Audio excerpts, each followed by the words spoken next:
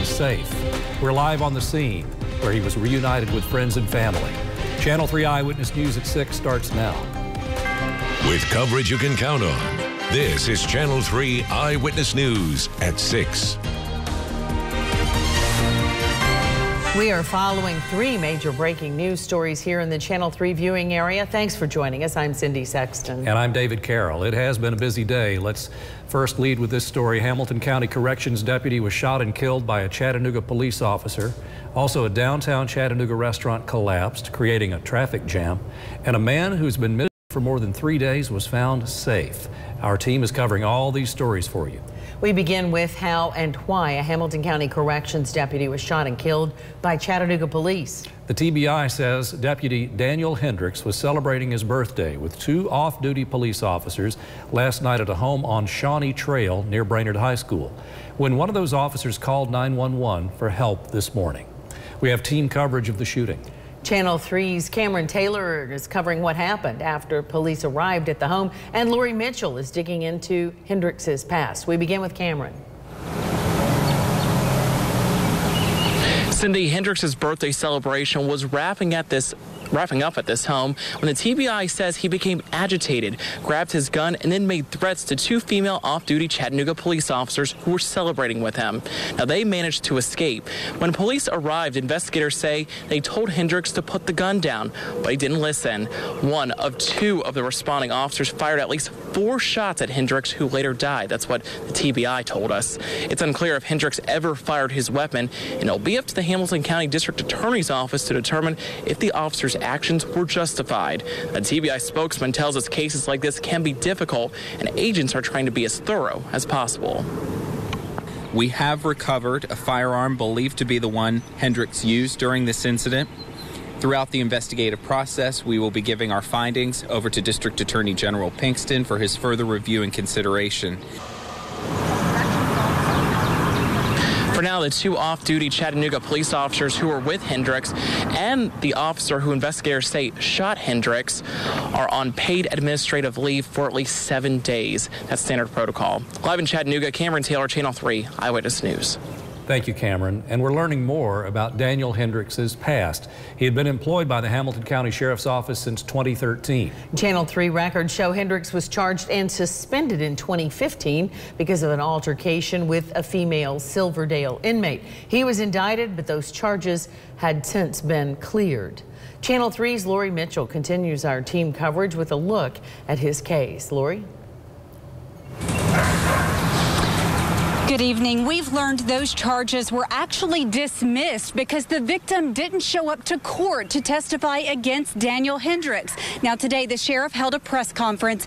During that time, he said that this shooting may have been domestic related. That, of course, is still being investigated by the TBI. Meantime, he's calling the shooting a sad situation. He was a young man, about 26 years of age, had his whole future ahead of him, had chosen this as a career. Daniel Hendricks joined the Hamilton County Sheriff's Office in 2013. He worked as a corrections deputy at the Hamilton County Jail. In 2015, we reported Hendricks was charged with assaulting a female inmate at Silverdale. Here's video of the alleged incident. Hendricks was indicted and suspended, but charges were dropped when the victim didn't show up to testify against him, and he kept his job. We would have done some retraining. We would have probably noted in his file what the situation was, but there was no reason for us to think that incident had any bearing on what happened last night. Sheriff Jim Hammond says there's always concern after any kind of incident, but Hendricks had gone through state training requirements and training at a firing range. I have no reason to believe that what happened in this incident was related to any failure on our part of vetting. Only time will tell in the investigation. And back out here live, as soon as the TBI wraps up its investigation, that information will then be turned over to the district attorney's office. We did reach out to some of Daniel Hendricks's family members. They, of course, are devastated, and they are asking for privacy during this time. I'm Lori Mitchell, Channel 3 Eyewitness News. Lori, thank you. Investigators shut down several roads near Shawnee Trail for nearly 12 hours as they were working to piece together what happened. Neighbors woke up to police lights and sirens and yellow tape, but were confused about what was going on. Anita Franklin describes the sound of gunfire just a few doors away. She returned home from work when the shots were fired. Around here in the stillness of the night like that time of night, it's very quiet. So it was real loud. Neighbors say the area usually has very little crime and is usually very quiet. This is the 15th officer-involved shooting the TBI has been asked to investigate this year in Tennessee. 3 of those are in Hamilton County. Stay with us online and on air as we learn more about this officer-involved shooting. A man who had been missing for 3 days in Marion County has been found safe and was reunited with his family not very long ago. And we all breathe a sigh of relief on this one. 38-year-old Chad Cook went missing on Sunday night, launching a 3-county search.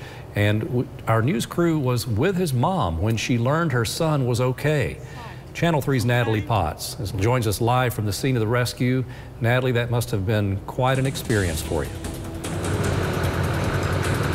Oh my goodness, it was just something that we have all been hoping and praying for and just waiting for good news. And it's all smiles up here on top of the mountain. I can tell you that. I'm going to walk and talk because they're cleaning up the crew site right now and packing up to go home. I mean, you just can't end a search and rescue missing persons case any other way or any better way than finding the victim safe and sound. Investigators tell me that they found Chad Cook about 6 miles from where his bike was found in the woods earlier this week.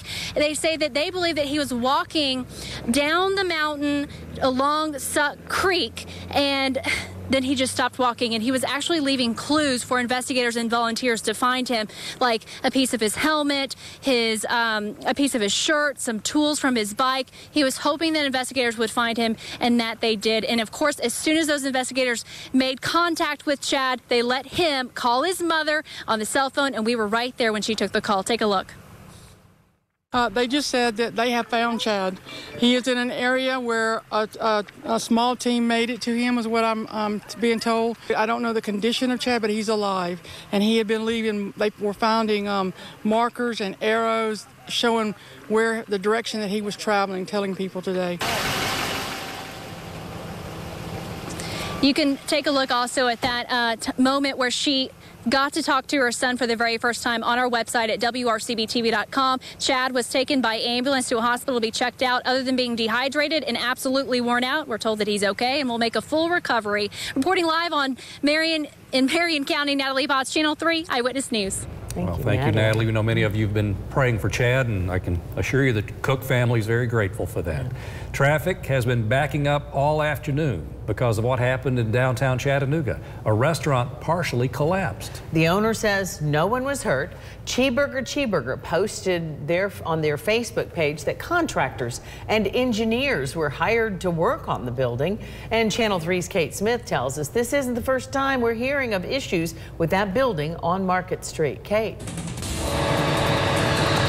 Cindy, check out behind me. Contractors had just finished tearing down the majority of Cheeseburger, and now their main focus is the building adjacent to the restaurant. The owners came in yesterday to falling bricks all around their restaurant. They noticed a crack in the structure and the front of the store starting to shift a little bit. So they voluntarily decided to close for safety reasons, and 24 hours later, all of this, the owners say they were fearful something like this would happen. We have children, that have grown up in this business. I have a 16-year-old, and when we started, he was 2 years old. So it's just been a part of our family and a lot of people's families. very emotional for the owners, but they do want to tell the Chattanooga community that they do hope to plan to reopen one day. Code enforcement have been here on scene surveying the damage, and crews will remain on scene monitoring this building behind me. They don't know what the structure will be like, but it is important to know about the road closures. Market Street is currently closed along with Aquarium Way all the way to Cherry Street, and crews say that they will remain closed until it is determined to be safe to travel through this area. And of course, we're going to keep you updated all evening long on WRCBTV.com. But for now, I'm live in Chattanooga. Kate Smith, Channel 3 Eyewitness News. Wow, Kate, thank you. They closed that restaurant just in the nick of time. Well, coming up at 6, a 19-year-old girl was killed nearly 2 years ago, and her murder is still unsolved. How you can earn up to $1,000 in connection with the case.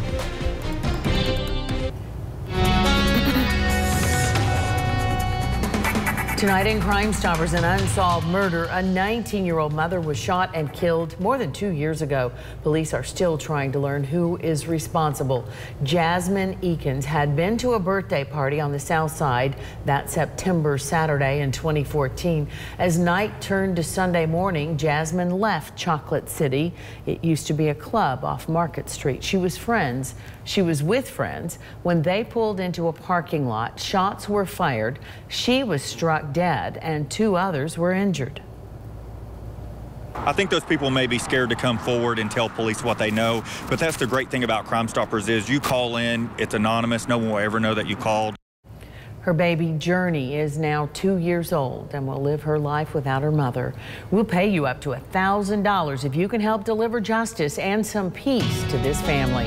The number to call, 698-3333. If you get voicemail, leave a message and maybe even a way for Sergeant Miller to get back with you. He may have questions, but he will never ask your name. The Hamilton County Sheriff's Office has arrested a man for child rape after an 11-year-old gave a note to her school's guidance counselor. Investigators say the note detailed the assault, and the counselor then alerted officers as well as Child Protective Services. Police say this man, Michael Gervais, would not answer phone calls and could not be found at his home, but detectives were able to gather enough evidence to charge him. Coming up next at 6, new developments in bus employee requirements. Tennessee lawmakers have passed a bill that would change the age limit for bus drivers, and we're learning more about the seatbelt bill that will be presented next week. And we're looking at the possibility of severe weather tomorrow night. Paul Barris will fill us in when we return. A Tennessee bill that would raise the age requirement for bus drivers passed the House Transportation Subcommittee. The proposed bill would raise the age requirement for bus drivers in Tennessee. Currently, school bus drivers can be as young as 21. The bill would change the age requirement to 25. It will move on to the full House committee. Now, this comes as local lawmakers try to push forward a bill that would require seatbelts on buses. That measure was delayed until next week, and one attorney tells us why. One of the main concerns with the first bill was the expense, and it was a pretty big figure. It came back from fiscal committee to be a cost of $400 million, which is a lot of money to pay to retrofit buses. The proposal would require school buses bought after July of next year to have seatbelts, and those on the road now would need them by July of 2023. The bill will be heard next Tuesday, and we'll keep you up to date. In other school news, Hamilton County administrators are proposing dipping into the district's savings to cover some school infrastructure repairs. They say the $5.3 million transfer from reserve funds would be a one-time solution to complete some necessary repairs. The money would be used to install new roofs at Hunter Middle School, Lookout Valley Middle, and also Soddy Daisy Middle, plus Tyner High and Wallace A. Smith.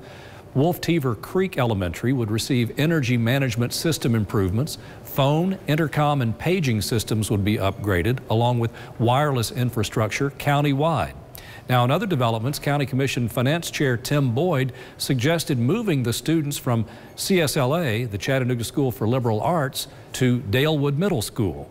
Where would the Dalewood students go? Well, they would combine with nearby Brainerd High, which is currently well below capacity. Commissioner Boyd suggested more than $4 million in countywide budget cuts could cover other school district needs. Commissioners are set to approve a new budget by June 30th. Now it is time to check in with Chief Meteorologist Paul Barris. He tells us some severe weather is moving through our area, but not tonight. We're talking about tomorrow, right, Paul? That's right, Cindy. Specifically tomorrow night. Nothing tonight. Tonight it's going to be a very pleasant night.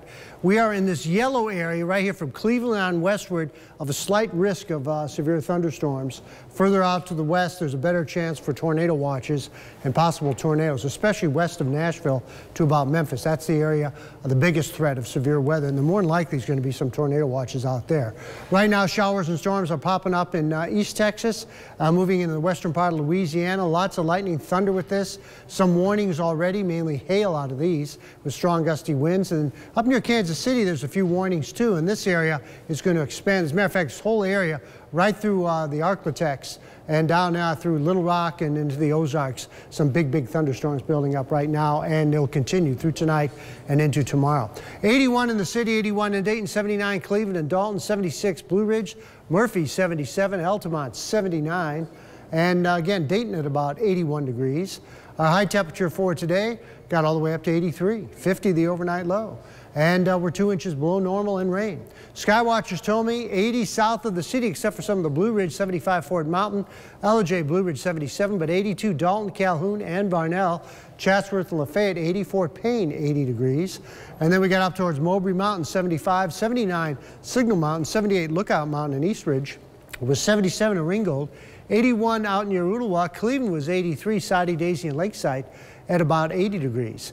All right, looking at Vipercast right now, this is what's going to be happening for tonight. We're just going to see a few scattered clouds pop up. There may be a brief shower into the Blue Ridge, but see these arrows indicating the southerly flow, and that's going to continue right through tomorrow morning, and then these arrows become more numerous, indicating stronger winds out of the south by noon. Now, an isolated shower, widely scattered showers are possible, but the bulk of the rain is going to come after dark. Again, the southerly flow continues at 5 o'clock with the clouds increasing. Showers and storms mainly over the Cumberland Plateau and into middle Tennessee.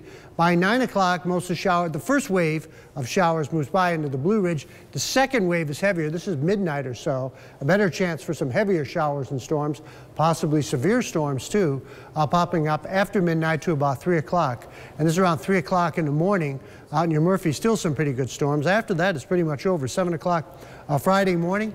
We see a few clouds coming through the day on Friday, and by early Saturday morning, we'll just call partly cloudy skies. Total amounts of rain out of this, it's going to be variable because of all the thunderstorms, and I think at about a ½ inch to 3/4 on average. Tonight, though, 57 with fair skies and mild temperatures, and tomorrow, 78.